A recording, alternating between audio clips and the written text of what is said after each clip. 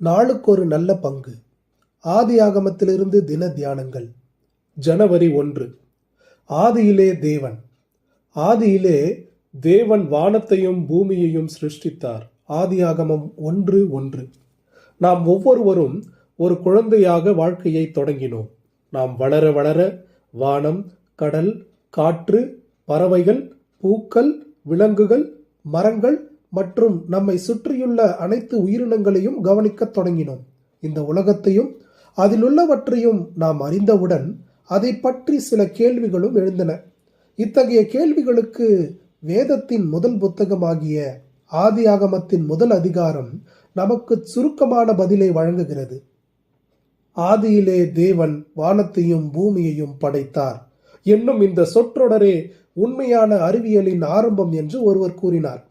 இது மக்களுடன் தொடர்பு கொள்ளும் மொழியில் எளிமையாக சொல்லப்பட்டுள்ள சொற்றொடர். அதே நேரத்தில் மெத்த படித்த ஞானிகளுக்கும் கற்றறிந்த அறிஞர்களுக்கும் படைப்பின் ஆழத்தையும் அதன் அழகையும் விவரிக்கும் தத்துவார்த்த வார்த்தைகள்.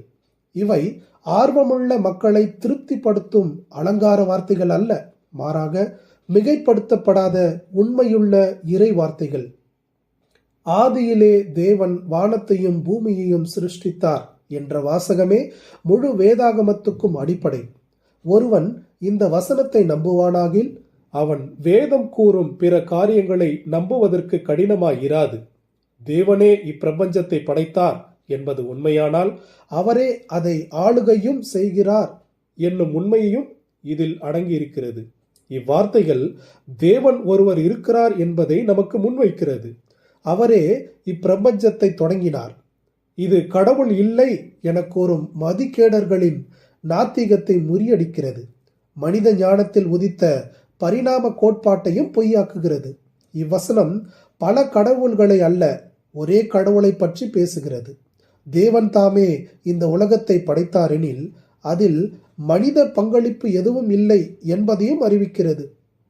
ஆதியிலே என்ற வார்த்தை கடவுள் தொடக்கம் இல்லாதவர் எனவும் அவரே எல்லாவற்றுக்கும் தொடக்கமாய் இருக்கிறார் என்பதையும் புலப்படுத்துகிறது.